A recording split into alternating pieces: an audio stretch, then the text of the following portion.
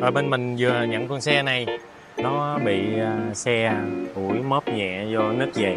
Đó, tình trạng nó như thế này. Đó, nó phù lên những cái này. Bên mình sẽ xử lý trong vòng 4 tiếng đồng hồ.